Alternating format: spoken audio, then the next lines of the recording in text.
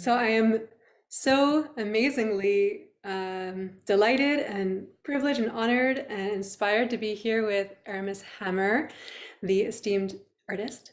And we're here today just to connect, to reconnect to with each other, with our kind of creative paths and healing paths, and um, just continue to be inspired. So I wanted to start and turn it over if you have any first words or thoughts or introductions. Yeah, well, thank you so much for having me. I'm super excited.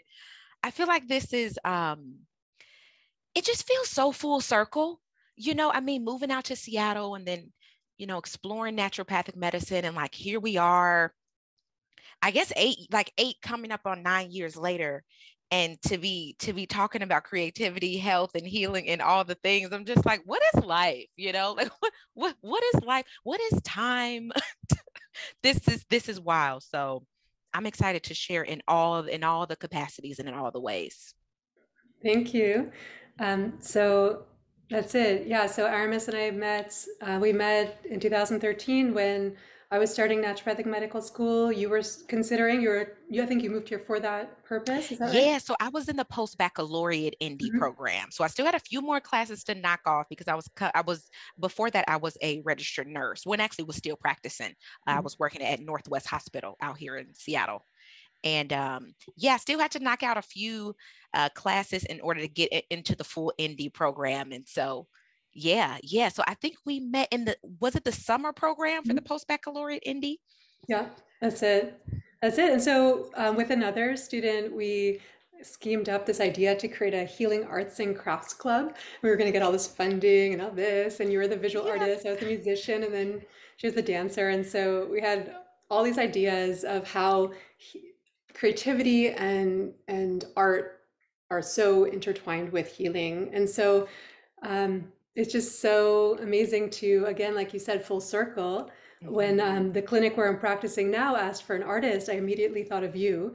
Yeah. And it just worked out to have your work up on our walls. And it's such a pleasure to be in there. Whenever I hear people going past, going into like their acupuncture or massage appointments and Yeah. outside the office, and I'll be like, Aramis Hamer, oh my God, I follow her on Instagram. So it's really, Oh, yeah, it's been so delightful. And some of the acupuncturists follow you too already, and they're like, oh my God, so it's been so, it feels inspiring to have your presence in our little healing arts clinic or healing clinic. Um, so that's a little bit of that backstory, but I wanted yeah. to just check in with you now. Like, I know that you had come from nursing, and I had an opportunity to look over your website. It's so gorgeous. Oh, Look, thank you. I'm not sure which one you saw. it I looks recently just updated it, and yeah, some of the links we're still working on the links, so some of them might not have fully went all the way through. But thank you. Yeah, the work is there, and the work stands on its own. So I'm glad that you saw that. I mean, it's gorgeous. If this is not like the most recent edition, I'm still very impressed. But I read a little bit about your experience as a nurse and in a critical care nurse, and sort of how that led you to whatever came next. I'll share that comes into my history a little bit as a caregiver for someone going through terminal illness, and just how that can be inspiring for the creative arts, for the living life piece of it. So I'm kind of curious where that comes in. Your healthcare background comes into the work you're doing now. 100%. First of all, thank you. I'm so glad that people are seeing my work up at the space and that they follow me on Instagram. Like that's literally the healing environment that I would love my work to be around because I feel like truly color has the power to transform people and bring the light and bring the love in. So I'm so happy that it's in a healing space. And that just brings me to my experience as a critical care nurse. I was getting so frustrated because honestly, I felt like I was meeting people too late in their journey. So I was working in the ICU step down unit in Chicago. And so by the time somebody comes to our critical care unit, they're far along. It's like we can't just encourage them to eat kale and they'll be all right. It's like they're on an insulin drip. It's some serious things going on right now. Um, And so I was really interested in preventative medicine. And I'm like, how do I get somebody before they even come to my unit?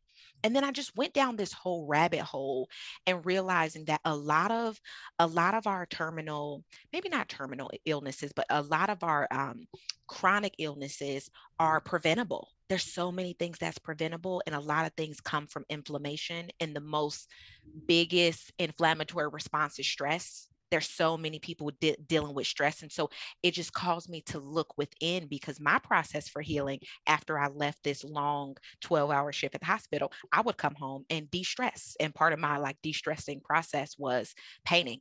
I had a little studio set up in the corner of the living room, and that's where I would paint. I would just explore color. I would paint portraits. Music is a huge inspiration too. So in the early journey, I was painting all of my favorite musicians. And singers and songwriters. I was painting Miles Davis, Lauryn Hill.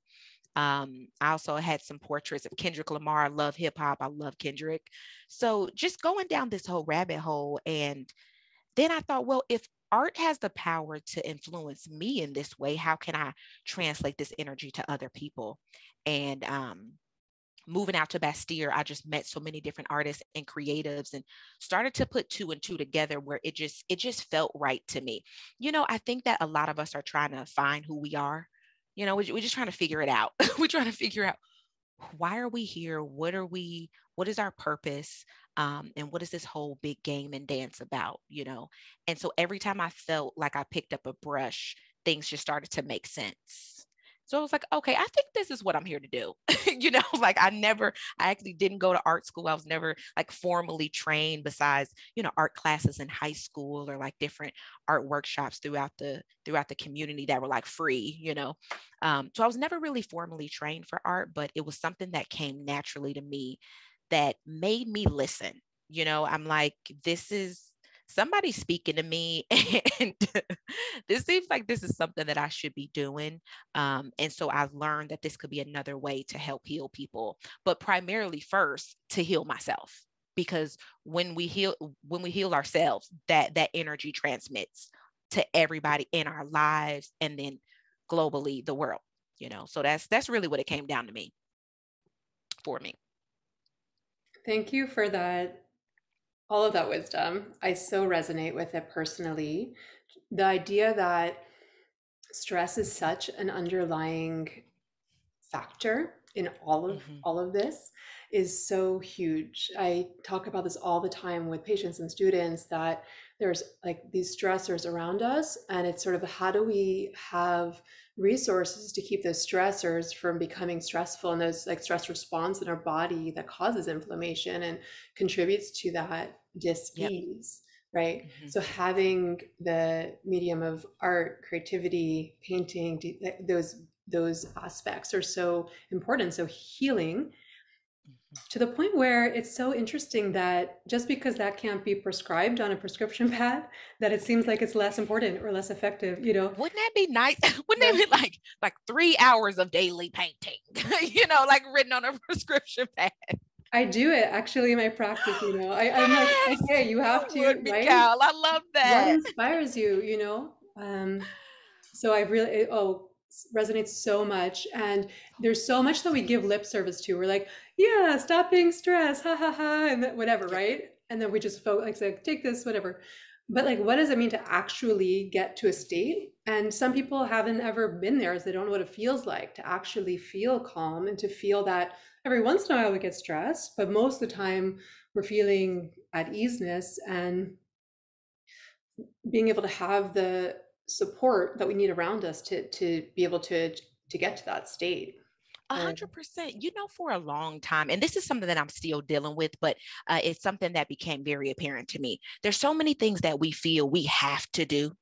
It's like, oh, well, of course I'm supposed to do this, or like, oh, well, I have to go. I mean, she asked me to come. Like there's so many different things that we feel obligated to do, but they don't genuinely pull at our heart. Or they add more stress, or we feel this sense of obligation that just weighs on our heart, and it just keeps our calendar full, it keeps our mind full, and keeps our spirit just completely ignored. you know?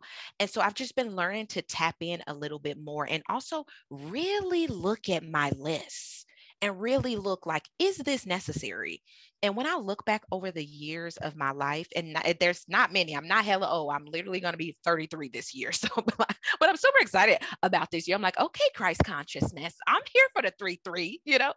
But I feel like I've looked back and I'm just been like, the things that really moved the needle was internal work. It wasn't how many meetings I went to or how many events I went or how many times I posted on social media. It was like the more confident and secure and loving that I was on the inside, it truly started to manifest on the outside. And then I started to respect myself, which established more boundaries for myself. And then people started to respect that as well. And then it was like this ever affirming cycle of things where I was like, oh, I have permission to do this. Like, oh, I'm worthy of rest. Or oh, I can ask my husband for help around the house. It's just these slow things that start to pick up, and then you start to build momentum. Now you build momentum of self-confidence, self-worth, self-love, and it continues to grow like a small seed. But once I started to eliminate a lot of things, and also analyze, like I was a deep people pleaser. And I think honestly a lot of women are, we're actually kind of trained to be like the little hostess of the house. When people come over, oh, help auntie get her coat, oh, does anybody need water? You good, TT? We're kind of trained in that way. But it also can sometimes feel like a lens of conditional love. We can feel like if I don't do all these things, now I'm not going to be loved. And so once you actually unlearn that and realize that one, we are the source of love, like we actually are source, creator, God, universe, however you want to define it, which equals love. So from that, you realize like, oh, I actually don't even have to do anything. I'm always going to be loved, and I'm always going to be worthy. So how can I appropriately respect myself that keeps my stress levels low? And how do I need to communicate within the people in my life so that they can be on my support team to help make this possible? You know? So that's been a huge thing for me, and it's truly transformed my relationships, the way that I do business, and honestly my health. Because sleep is a magical thing. And the science is there. The data is there. So that's really the piece that I want people to know, is that you have permission to be well. And I think really especially in the Black community, like we do not go to the damn doctor if you're not bleeding out the eyes or the ears. It's a real thing, and it's like a joke in our culture. But the truth of it is, it's sad, but there's a lot of layers to it, and it takes a lot of time to realize, no, you're actually worthy of being well. That is one aspect of your birthright. And so realizing that you don't have to put in the time and work while still doing the inner work to realize that you're worthy. And I'm literally, and like, as I say these things, I'm literally talking to myself, because these have been like my own personal processes that I've had to go through in my mind to help me get here. It's really been internal, and I feel like the minute we realize the healing, like that we heal from the inside out, that's when we can now become co-creators with our healthcare team, where they don't have to just prescribe us a whole boatload of prescriptions. It's like, no, we're in this together, and it truly starts from the inside. Oh my gosh, there's so much. It's so much. It's so good. It's so good. Thank you. Thank you. A few things came to mind as you're talking. There's a quote that I hold with me. It goes like this: our society is so perfectionistic that we've come up with a new word for love. We call it unconditional love, whereas all love is unconditional. Everything else is just approval. And that's from Ooh. Dr. Rachel Naomi Remen, who's a medical doctor who went through her own chronic health condition. Just really inspired me to study medicine, in fact, and is really, yeah, it really sits with me. That's so powerful. Because it's so true. It's so It's true. true. It's truly approval. Like whatever you think you're getting from somebody, that's love. that's not the real love. That's approval, you know? Wow, that's powerful. The other thing that sat with me, really sits with me, is that being worthy of care, right? And you mentioned in the Black community, and it's definitely it's also a two-way street. Just the healthcare system has so failed BIPOC communities in trusting and feeling safe and actually Mhm. having good outcomes. And so it's something that so many providers, and something that for myself, I've really done and continue. It's a continual process of looking at where are the blind spots, where are the things that are keeping you from offering the best care to every single person who comes in. And so it's entrenched in healthcare system, and also like you said, it's kind of that dance or that collaboration of really finding providers who you trust and respect and resonate with and feel like you can co-create together, right? That you're not going to someone to solve all your problems. You're coming to them with your full self, to just be vulnerable and to be able to share your story and find these deep find these deep solutions. So it's 100%. yeah, God, it really is angers, about Mhm. just what people have experienced from all everyone has, I think, or many people have had those traumas within the healthcare system, which makes it even more Mhm. difficult to reach out. So, It's huge. Trust is such an interesting thing.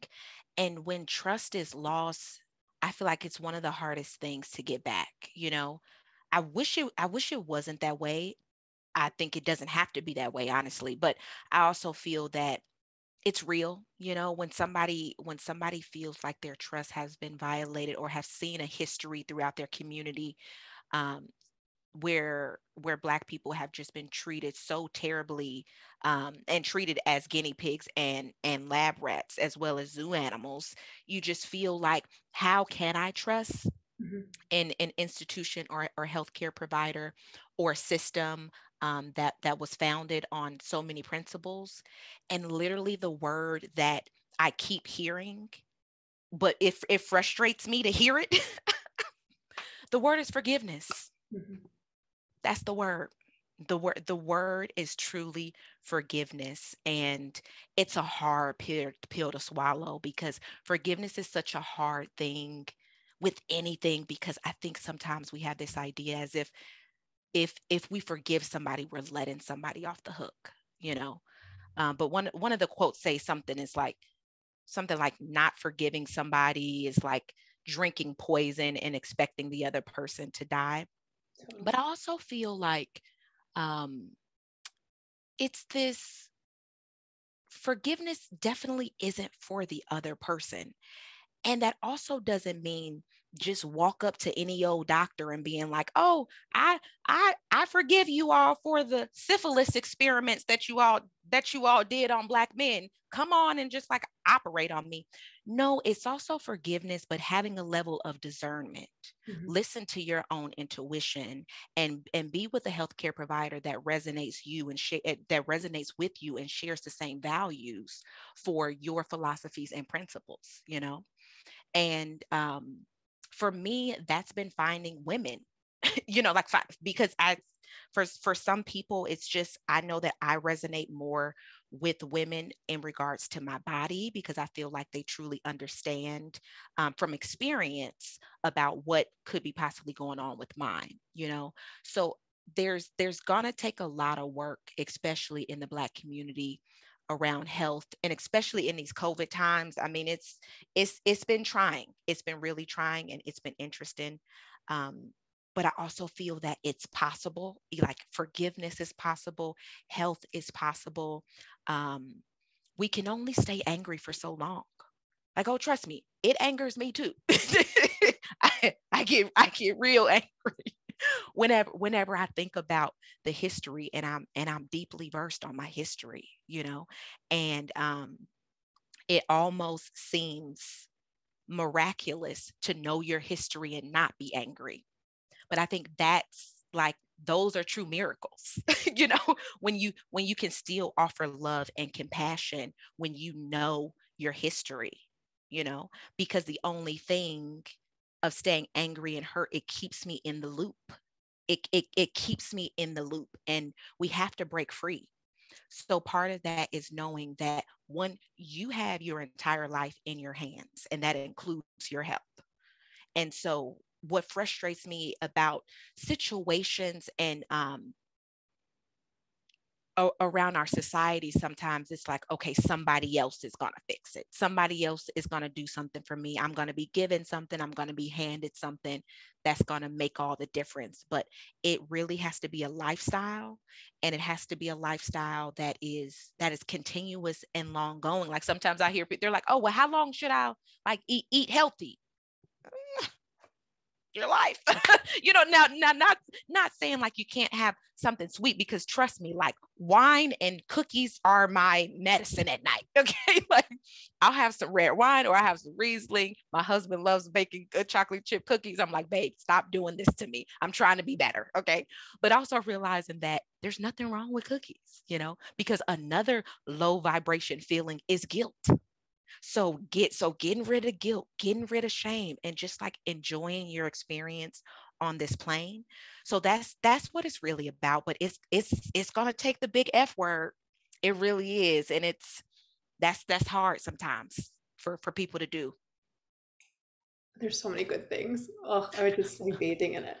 Um, that piece about intuition, and that's something that our society, our late stage capitalist society, whatever, really likes us to be separate from that. If we're Mhm. not connected to our intuition, if we're not able to be mindful of how we're feeling in a moment and work through that, we're going to want to buy all the things. We're going to want to, we're going to want to buy things to make us feel better rather than have that come from inside. Um, and so, how do we develop that intuition, that embodiment, that understanding of how I'm feeling, right? And knowing what my boundaries are, knowing when I need to say no. And Mhm. so, it's a huge piece that I believe that creative practices really can begin to connect you to Mhm. connect to that intuition through listening to yourself, listening through your artwork, through music. It's something that really came up for me when I started writing music. I think it's 10 years ago now, where it's just like, oh, okay, I'm listening. Like that makes sense that it's coming up. And it's something that is, like you said, it's not something like, okay, I did some creativity, I'm done. Right. It's something that's you really need to nourish it. And one thing I saw on your website, which I really appreciate and resonated for me, was your call to your community for consistency, for that accountability, for that community piece. It's a real big part of my practice and something that I would like to grow. And I'm super inspired by what you're doing, is that sense of community. I call my practice inspired circle health, that idea of like, how do we keep each other inspired? Because in isolation, it can really fizzle. And I wanted to ask you about that, about who keeps you inspired? How do you keep that going without that judgment of yourself? Like, why can't I just write another song or whatever it is, Mhm. just like how that community comes in. And another piece of this is how the last couple of years with the pandemic has affected your art, your health, mental health, anything like that, that you're okay sharing. I think it's really valuable to have these conversations. Absolutely. Well, I feel like community has, I'm truly like, how people say that they're self-made. I'm truly community made. I couldn't be where I am now without my community. And a huge part of keeping me inspired is, of course, my spiritual practice, and just having time to sit and do my inner work, but also my friends, my husband, as well as my community of artists. So I have patrons who are like a part of my monthly Patreon community, and we have monthly create dates. And so on those, we do like Zoom calls where we're hanging out once a month, and they're sharing with me what they're creating. I'm sharing with them what they're creating. And some days, I've been doing it for like 2 years now, and some days like I'm tired or kind of just don't feel like showing up. Like we all had those moments when we just don't feel like showing up. But every time I do, I leave on cloud nine. Like I just leave so inspired and so infused. And it just reminds me like, oh, right. This is the point. This is the point of it all. Like if you ever feel like, what the hell am I doing here? Why am I on earth? Why does this stuff even matter? Be in a group of people who are mission aligned. It will show you why you're here. It truly will. And those moments of isolation is when we can feel the most uninspired or the most alone or afraid or depressed or angry. And like the minute we step outside and be in these community spaces, I feel like community um, is just, it's like a hall of mirrors. You get to see yourself in other people, and you also get to connect with people during times when you feel you're most alone. You start talking and you're like, oh, you're going through that too. I'm going through that too. And then we'll sit in our room alone thinking that, oh, I'm the only one, I'm the only one struggling with this. Like it seems like on Instagram everybody is on their glow up.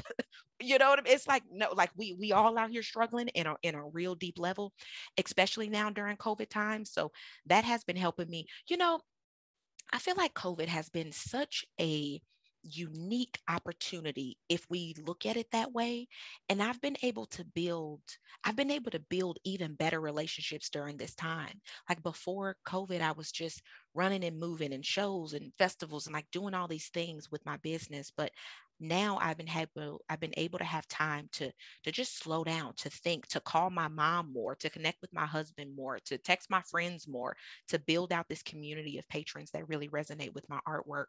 So I feel like there's actually been a lot of light in it, and I feel like darkness reminds us that there's still light, like at night when it gets super dark, if you have other lights on, I think actually astronomers call it light pollution, which is interesting. But if you out at night and you're in the city and you're trying to look up and see the stars, you actually can't see too many. It's kind of hard. There's so much stimuli going on. But if you go to some place where it's really dark, go in the forest or go to Arizona or somewhere, like go to the forest where there's no other lights, the darkness is when you can actually really see the stars. And so it's really has been a time for me to cultivate like, okay, it's dark right now, it's crazy in the world right now, but it's even more important for you to shine as bright as humanly possible right now, because we all struggling. And to help get that stimulus, to help get that light power, is truly by connecting with each other. So that has been my saving grace. Like during times when I want to isolate, I'll call my mom. I'll like text a friend. I'll like reach out to somebody so that I can remember that I'm not the only one in this game of life who is fucking confused, who's trying to figure out what's going on. But I also do believe in a higher power. And I think that there are higher measures at play here if we open up and tune in, and we have a deep opportunity. I think that we're gonna look back in history and say, okay, if you made it like if you made it in 2020 and on through, like use a soldier. You use a soldier, you know? So like the people who are here today, some of the strongest beings. And so I really want people to tap into their power, because if we just let ourselves go, the world will have its way. It truly will. And so it's really about linking up with strong people. Find that friend, reach out to that family member, find a circle of people who are truly on the same plane, because that is going to keep us sane in this world. That's what's helped me, truly. It's that piece that's I find often missing in the healthcare system is that is connection, Yeah. real connection with people. Hmm. And we kind of go in if you feel like you can go and sit with the doctor, if you even get there, and it's just one person sitting with you, and it's like, okay, so tell me why you're depressed sitting here by yourself, Right. right? Sitting here in this room. Hmm. And so, right, like how do we give each other? I always think about this of like, I want to give people to each other as medicine, right? Yeah. And also empower in the way that you're talking about. I think oftentimes with this sense that you mentioned about not feeling that worth, your own worth, not realizing that you're a healing force to others as well, right? Yep. I think about it as we need to get out of our way, out of the way, like the world needs Yeah. us, you know, get out Yeah. of the way because someone needs you to Someone be, needs you. Oh, someone needs you, someone right? like I need people to hear that. And That is Aramis, so powerful. I feel like it's the antidote to this people pleaser, this that you mentioned that often women and people socialize as women are um, feeling is that we always feel like we have to please someone else. And so it's actually by taking care of yourself, by Yeah. having your gifts out, that's what the world needs, you A know? 100%. All these things we know, we knew this, Yep. you're right, we knew this. And it's just that repetition, that community, that hall of mirrors that you talked about, a community being or what it can be, Yeah. that's so important. And that I continually need to remember that that community piece. 100%. Yeah. It's something that you said made me think of like giving ourselves even permission to step out. When you gave the example of speaking to the client and you're like, okay, so why are you depressed? You know what I mean? Like having this um kind of distant interaction. I feel like I know for me personally, like sometimes we feel afraid to connect with people on that deeper level. We feel like, oh, like I'm here in this healthcare space. I have to don this sort of identity, or I'm here in this corporate space. I have to stay here. Like I can't ask my coworker why she's looking sad today. Let me keep, boundaries, the healthy boundaries in our like corporate spaces. But I think especially now, like people want to go deep. People are searching for connection, and I feel like the more we even open up ourselves, we give other permission for people to open up as well, and then you like open up this doorway between each other, and you're like, oh wow, okay, now we can really connect, you know and then we can just realize that we're all going through something, and we're truly just all in this together. So I don't know, I just feel like I want people to know that this is look, here we are preaching to ourselves again, because this is something that I was concerned about. I have a YouTube channel where I share my art and like my whole practice and stuff, and a lot of my work is inspired um, by my spiritual practices. And like I really didn't want to kind of go too deep, didn't want to share too much about that. I kind of just wanted to be like, oh, look at these pretty colors, but there's actually like a lot of like metaphysics behind it. um, and so I had uploaded that video, and it's literally was one of my most popular videos, because people are like, oh my God, like people just want to go deep. And I just want us to remember to not be afraid to go there, because the people who need to hear that. Like that is literally what they need. And the people who don't, it'll glaze right over, they gonna move right on, and it'll be fine. But the people who do, you are healing their soul, you know so I just want us to remember that we're all source beings, and the more that we open up to that, the more healing that can take place in the world. I'm just gonna take that sound bite and just that's the one. I'm just gonna over and over again just to remind maybe I'll sample it my Yeah. next song. Well, you know what's funny? Like this is I'm doing this so my husband and I plan on starting a family sometime this year, right? And I'm a weird planner. I'm like already thinking about like the breastfeeding part and like my scheduling. Like, okay, I'm like, well, I have my assistants that he's like, babe, you're doing too much. You have gone too far. He's like, you're not even pregnant yet. And I'm already thinking about my like breastfeeding schedule. Okay, it's gone deep. So mind you, in this process, I've been watching different birthing vlogs on YouTube. I'm like, okay, let's see what the women are going through in their birthing process, right? And so every woman talked about if they had a phenomenal experience, it was because their healthcare professional saw them, you know, connected with them on a deep personal level and asked them intimate questions, spiritual questions, like somebody who actually cared about them. The people who expressed that they had negative experiences, it was usually language around the healthcare provider feeling cold, distant, or quick with them, like they were just kind of just in and out, didn't even check them, didn't even touch them, didn't even like actually do didn't really connect with them on that emotional and spiritual plane. And I feel like, especially in health, it's one of the most intimate and vulnerable experiences for people. And that's just the most beautiful place where you can open up.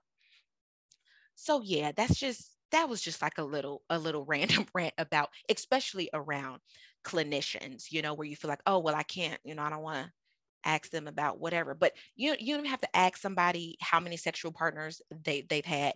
It could really be like, how was your spirit today? How are you feeling internally?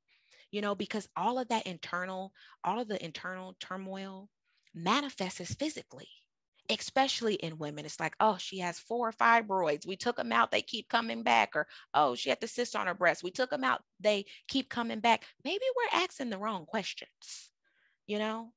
And so I want us to go deeper and remember that the person that you think you actually might offend, they actually might be waiting for that person to ask that deeper question about their spirit, you know?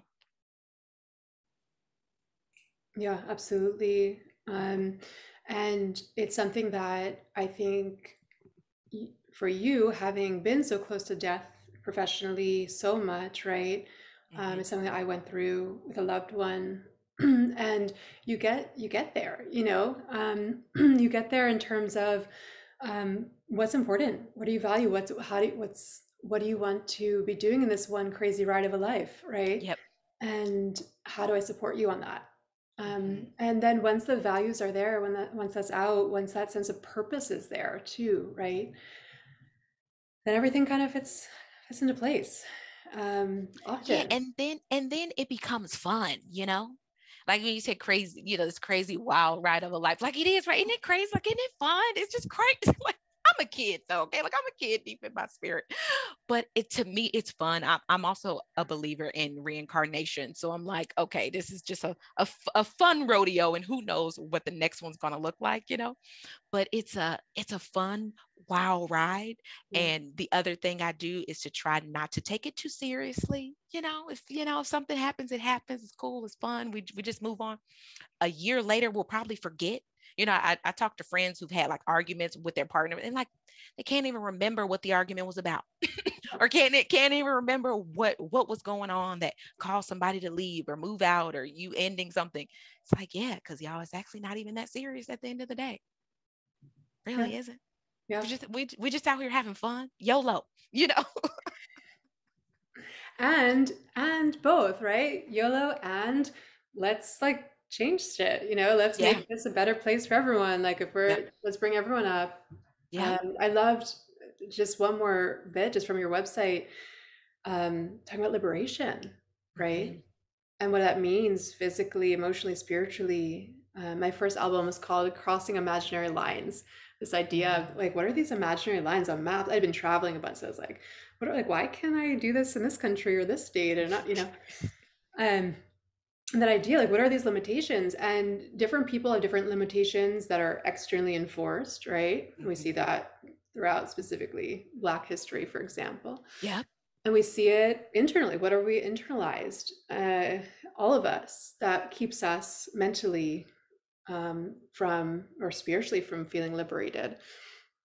And it can be hard, and I love, oh gosh, so much good happening on your website. You talked about being awkward, like these kind Yeah. of conversations, talking about money, talking about death, talking about spirituality, whatever. These are awkward conversations. Talking about race is, and Hmm. it's just, like, how do we do it and keep ourselves grounded in these Hmm. conversations? This is some of the work, I think, as we're just figuring out how to be good people to each other, right? Like, how do we Hmm. be good humans, and like, how do we like just be able to feel and ground ourselves and have tools and practices to be able to stay grounded, to be able to be mindful, so we know sort of what comes up for us when we have these uncomfortable or awkward conversations too, Hmm. right?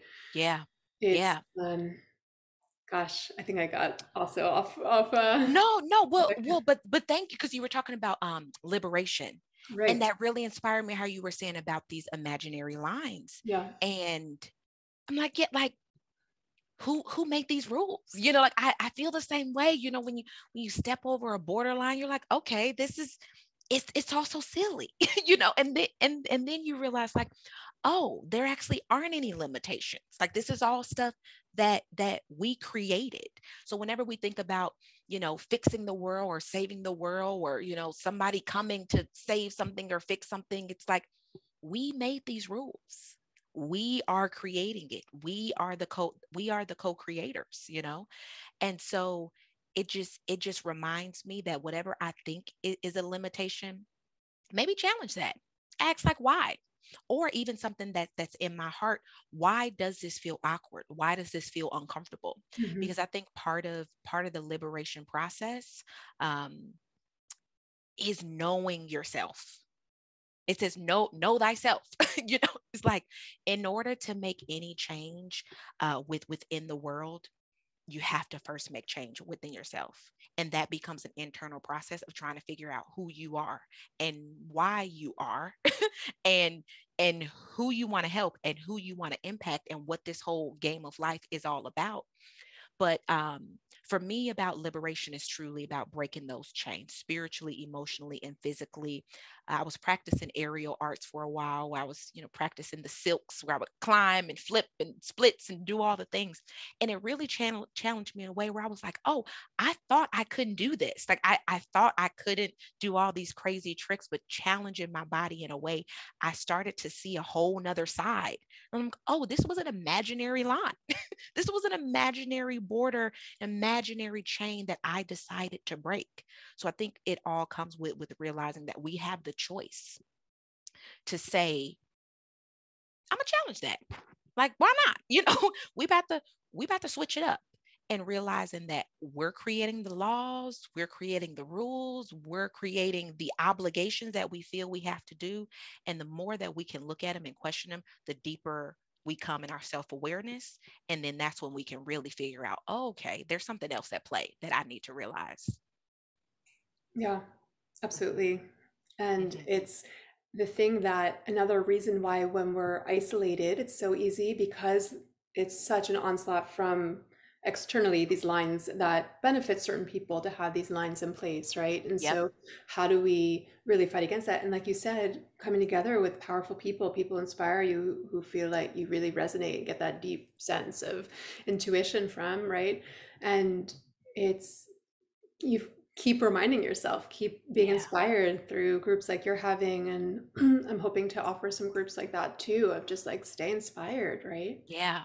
Um, I'm yeah, still stuck on this imaginary lines. I think that is such a phenomenal concept. Like I'm even thinking, I'm like, man, there's just so many lines. They're all imaginary. They're all imaginary. Man, I'm gonna have to meditate on that one because that's totally. so profound. And it's just a reminder of I love the Hermetic principles, and one of them is all is mind. It's mentalism. This whole universe is just our visual dream, and so any line that we have, maybe check it out, maybe it's imaginary. you know Yeah. I'll send you a link to the song, but it's just Please do. Oh, I would love to yeah, hear it. it's just the thing is like it's imaginary, but it creates how we manifest in our world, right? Yes. So it's like, okay, if you're north of the border, then you have healthcare. If you're south of the border, you don't have healthcare, and that Yeah. affects your life, right? And Yeah. or if I'm in this state, I can practice medicine. In this state, I can't. Or Yeah. um, in this state, I can get an abortion. In this state, I can, right? Yeah. Like Hmm. crazy as you start to move on and on with it, and then in your mind what's possible. And it's the kind of gift, and as I'm sure your artwork is to you, to have those reminders, right? Like to have my Hmm. reminders from my mid-20s of like I was like way wiser than I am now, right?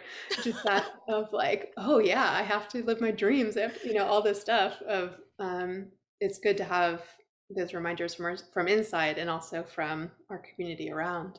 Yeah, that's so funny. Our younger selves, man, I have so many different tattoos and I was like 18, 19, then coming in my 20s. I was like, I was kind of wise, I was like, but then I just think I look back, I'm like, what did I even know about that? But it's like, oh, these were messages to my future. So I feel like I'm constantly in this in between of like my higher self telling me things from my past self and my past self telling it's this simultaneous dance of wisdom between the two entities, and just realizing that it's always available to us simultaneously, the past self and the higher self that we're all connected to.